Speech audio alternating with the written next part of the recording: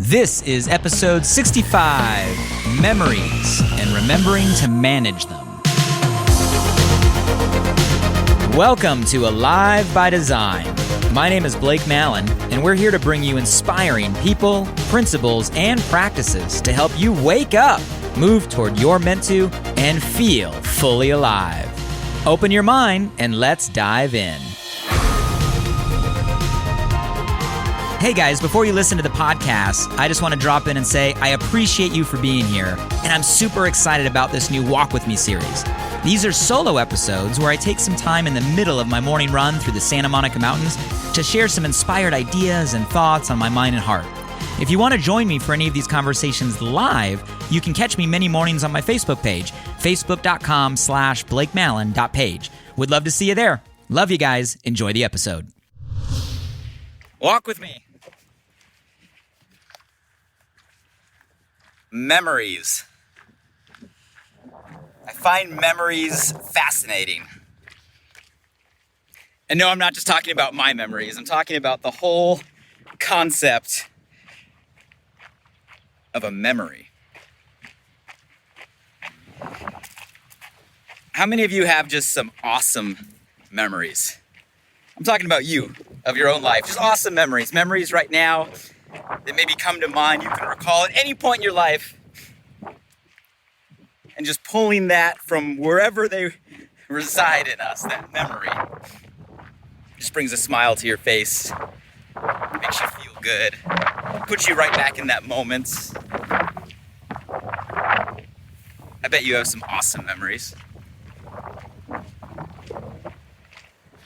How many of you have some awful memories?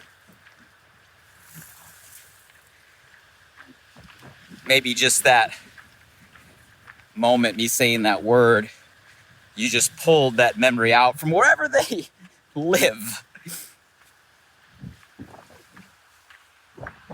And even now, maybe years later, maybe decades later from when that memory was initially created, that imprint was initially made. Maybe even today, like it gives you a negative response, a negative reaction, a negative feeling.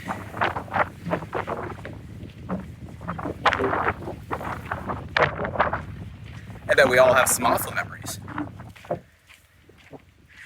But whether we're talking about awesome or awful, I don't think there's any debating, there's no doubting, there's no questioning, there's no denying that memories by nature are extremely powerful.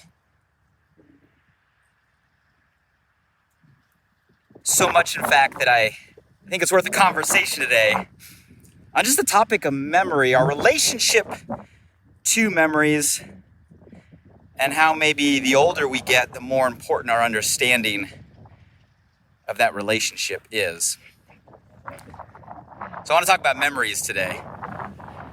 Beautiful day, Southern California. A little windy, as you can tell. Hopefully it's not too bad. Let's see the Santa Monica Bay and Pier down there. I'll go ahead and take a seat, maybe stay out of the wind for a minute. But today's conversation, memories. I developed or adopted kind of a personal philosophy pretty early in life. I don't even know where exactly it came from or what was the moment I decided to make this my own, but I do know it was something that I grabbed and made mine and have kept mine early in life. I was probably 19 years old, and the philosophy is the pages of our life are merely the experiences we choose to create. Right? So our story that we're writing, the story of our life at the end of the day, they're just that. They're just pages of experiences we choose to create. Matter of fact, if you ever come out this way and maybe drop by my place, come by and say hi, I'll show you that every year I try to keep highlight books of some of my favorite photos and from as far back as Karis and I started these books.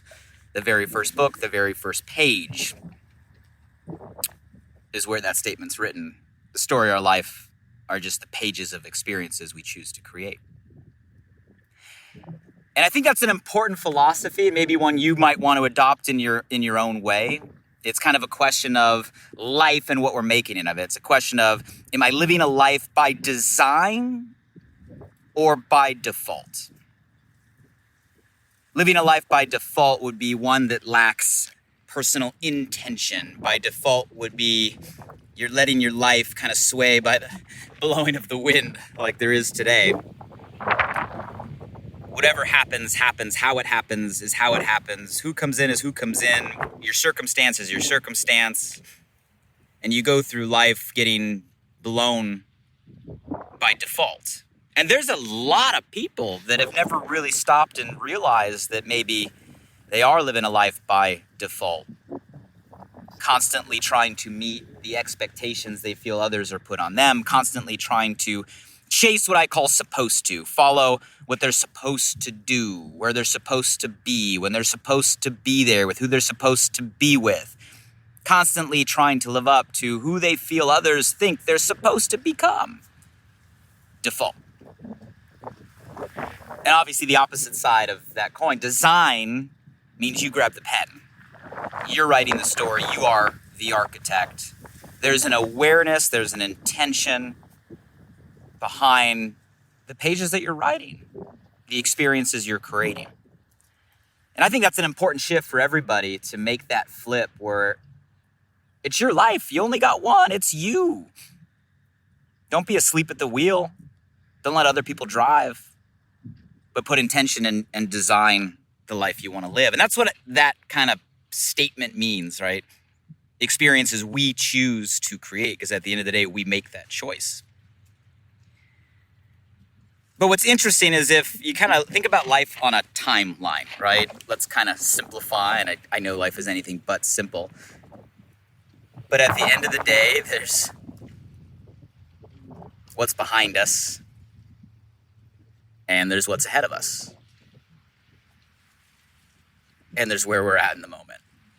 That's it. There's our past. There's our future. And there's that little dot right here, right now, somewhere on that line we call the present.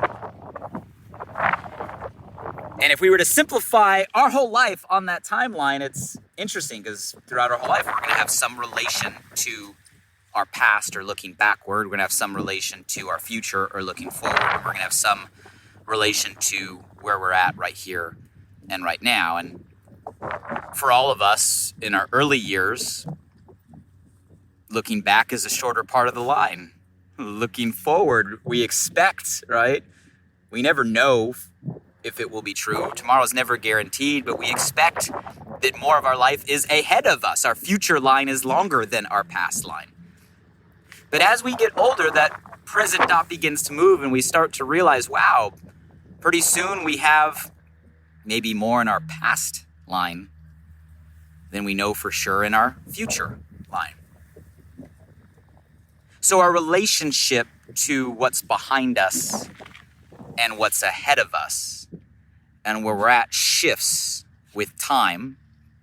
You can call it age, maybe just perspective and experience. And I'm talking about this because when we talk about memories, what we're really talking about is our relationship with that line behind us, looking backward. And I guess if we were to boil it down, I think people maybe take one of three approaches or one of three strategies. You tell me if you fall into one of these three or which one of these three is kind of your natural tendency today. When it comes to looking backward in our relationship with the past, there's a lot of people out there that don't look backward. In other words, they don't put any attention or intention into the past. All right, there's a lot of people out there that constantly live in a perpetual state of what's next, what's next, what's next, what's next, what's next, what's next, what's next. And I'm not saying this is bad or good. I'm just saying it is what it is. I know for me, there's a lot of periods in my life where I put almost zero energy into what was behind me and almost 100% of my energy into what was ahead of me. What's next? Maybe some of you fall into that category. How many of you right now, you really don't spend a lot of time thinking about what's behind you? What happened, what didn't, the people, the moments, the experiences, the circumstances. And you spend all your time focusing on what's ahead of you, tomorrow, next week, next month, next year, next decade. So that's one relationship we can all have when it comes to our lifeline, is only looking forward and not looking backward at all. Then there's a second relationship we can have, and this might relate more to you or people that you know. And the second type is we do put energy into what's behind us. But when we look at what's behind us, we come from a place of regret more than anything else. In other words, when we look at the memories we have and where we have come from our vantage point of today, we look at it from a lens of regret. And you might not use that term, but a lens of regret means you look at it, what should I have done different? Where did I go wrong? Why did that happen? Or maybe from the point you're standing here today, looking backwards, you have a negative lens or a negative filter on what you've been through, who you've been with, and everything behind. And you might not even know it's a negative filter. There's a lot of people that are perpetually in the pursuit of better. And I have nothing against that. I fall into that bucket as a person, always wanting things to be better. But there's a fine line between pursuing better in a positive light and potential and constantly pursuing better as in nothing is ever good enough. And a lot of people live that life always looking into the future in the perpetual pursuit of better, but in doing so create a negative lens of the past of, well, that means nothing so far is good enough. To me, that relationship of the past line is a lens of regret with everything up until this point. You see, I think there's a challenge with those first two. The person that doesn't put any energy into the past and only looks into the future, what's next, what's next, what's next, or the person that is constantly in pursuit of better advancement, progress, but does throw through a lens of everything that has been done is never good enough, a lens of regret up until this point. Because what that means is that entire past line, aka our entire life up until this point, is not good enough.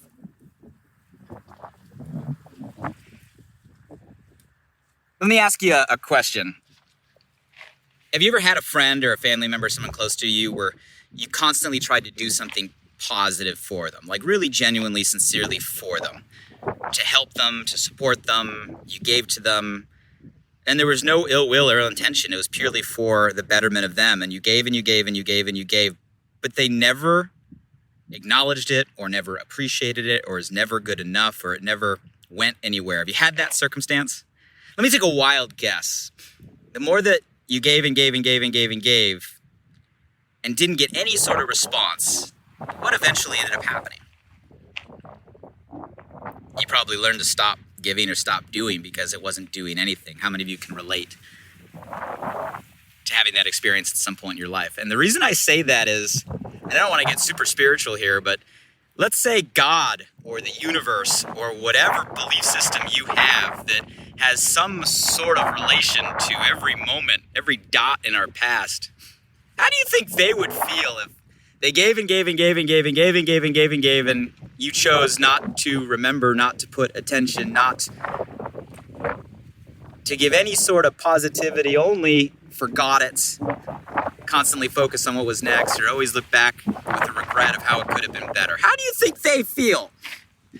Kind of a funny statement, but is it funny to say that, hey, if there's a God out there and a universe out there, some universal creator out there, don't you think they might want credit too sometimes?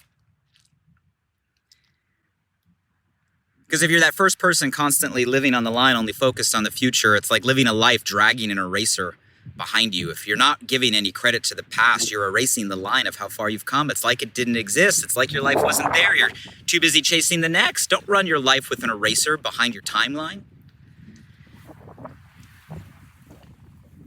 Or if you're constantly standing on the vantage point, looking back with a regret lens, you're constantly diminishing, devaluing, minimizing everything you've had to date, minimizing your life up until this point. Okay. So that means there's a third bucket, right? Well, what would the third bucket be? What would the third relationship be? Because I think the third relationship would be, yes, putting attention and intention into how far you've come, what is behind you, the line up until this moment, but doing so through a lens of gratitude. Being grateful for the experiences and grateful for the moments, both the awesome ones and the awful ones. And being grateful for all of it up until this point. That's your life.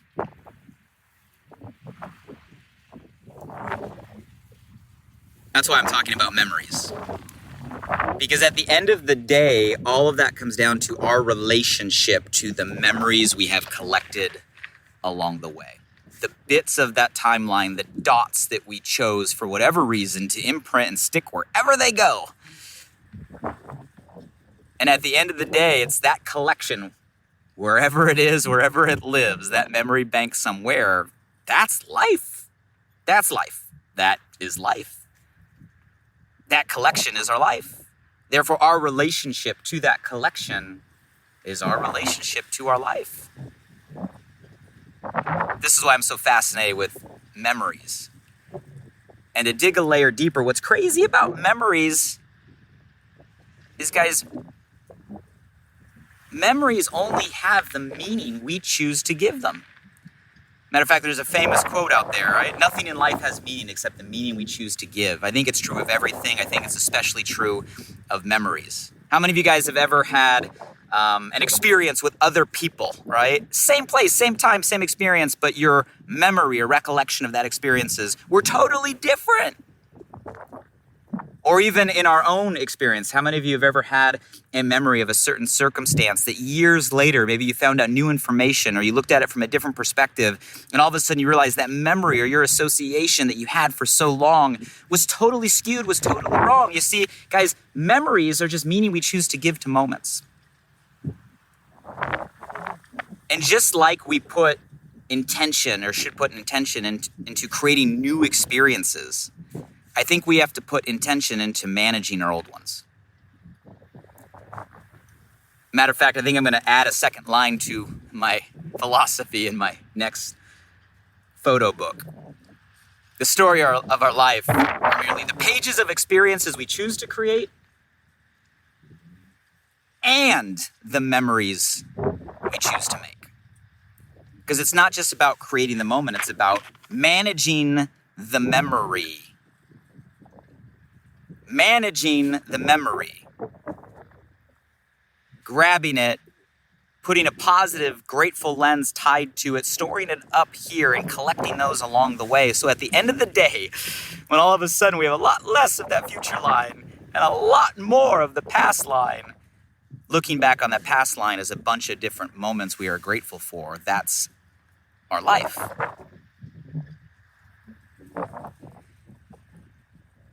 That's why managing our memories is so important.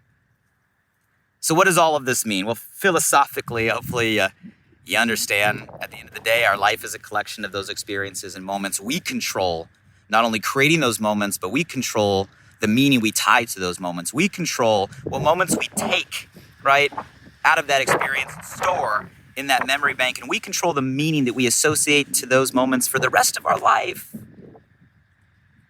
So why not put some effort, some energy into our relationship with those memories? Because at the end of the day, that's all we're going to have. And this isn't something you can wait until the end and go rewrite. This is something you have to write and manage every single day. How do we do that? Intention. Creating the moment, capturing the moment, storing that moment. And you can leave it at that. In today's digital space, it actually makes it easier because we have such awesome devices and everybody's always capturing moments, snapping the photo, snapping the video, sharing them publicly. I think that's an amazing thing. You guys, never before in human history could we have such an easy way to capture our moments and put them in an organized way so we can constantly recall. I think it's an amazing thing if you're managing them correctly. How our social media or our camera roll is, or has the potential to be an amazing memory stream of our life if managed and organized correctly. I don't know about you, but I'm super visual. What helps me recall is an image, a photo. I'm more visual than anything else. And matter of fact, sometimes I have a hard time recalling certain memories without the visual. But the minute I see something, the minute I'm right back there. So I've made it a habit of not just capturing moments, but making sure I go manage them correctly. Every year going through and selecting my favorite photos, my favorites, pulling those favorites, putting them in an album, turning them into a book, right? A photo book, a yearbook, old school, something I can flip through. Because to me, it's not just a photo book of the year. It's the moments I want to remember of my life. Simple things with just a little intention and a little effort. Memories, I told you, are a fascinating thing. They're things we don't even think about, we take for granted, but every single day, every single moment, we have some relationship to what we're doing. And hopefully this conversation maybe inspires all of us to realize, hey, for all of us, at some point, the line shifts and we have less ahead of us than we do behind us, which means our relationship with what's behind us becomes just as important as our relationship with what we want to create ahead of us. And you can let that happen by default or live your life dragging in an eraser, always focused on what's next. You can constantly be looking back from a lens of regret, minimizing everything you've had, or you can come from a place of gratitude for the awesome and the awful, for all of it, how we associate to it. Put some intention and effort into how we organize it. Make it visual. Keep them in front of you. And collect these moments, guys, at the end of the day that make up your life. And I don't think you can go wrong coming from a place of gratitude with everything that's ever been done. Be grateful for what you have, or it will be taken away. I believe that to be true. But I'll also say the inverse. If you're grateful for what you have, you'll get more of it. So our relationship with the past isn't about just being grateful for everything we've come through. That's an important piece, to be content with where you are. But I also believe being grateful for everything you've been given also helps attract more of what you can be grateful for in the future. The power of memories. You guys tell me, where are you right now? Are you someone that's constantly focused on what's next, erasing the lifeline behind you? Are you someone that's constantly looking in the past, minimizing what's been done? Or are you someone that's committed to looking back and being grateful for all the moments that we have, learning to manage those memories so we can be grateful for all we've been given, but attract that type of energy for all we still can be given in the line ahead? With that, guys, I'm going to finish my run. Beautiful, beautiful day. One more look down below. Sun out and shining here in Southern California. And here's to all of us realizing the story of our life is both the pages of experience we choose to create and the memories we choose to make. Until the next time we walk together, stay safe, stay sane, stay healthy. And let's manage those memories, because at the end of the day, that's all we have. Take care, everybody.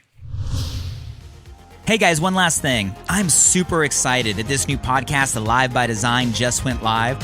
You see, I designed the show to bring you inspired thoughts and fascinating conversations with the world's most impactful people, to provide transformative principles and practices to help you wake up, move toward your meant to, and feel fully alive. And I'd love for you to help me spread the word now. Simply subscribe, rate, and review the podcast on this platform right now. So if I've ever given you value, please do me this personal favor and go subscribe now.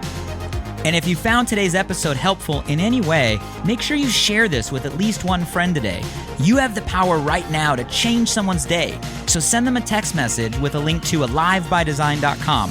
or simply copy and paste the link right from this podcast platform. Who's one person you know right now that you want to see succeed, that you want to see grow, that you want to see feel more alive? Shoot them a text with your largest takeaway from today and be a light in their day. And if you were referred here by a friend, make sure you shoot them a text back and say thank you. I'd love to hear from you directly on what you got from today's podcast. So if you're up for it, drop by my Instagram @BlakeMallen and shoot me a DM. And as always, thank you for showing up. I'm grateful for you, and I hope our time together today in some small way helped you feel a little more alive. Until next time.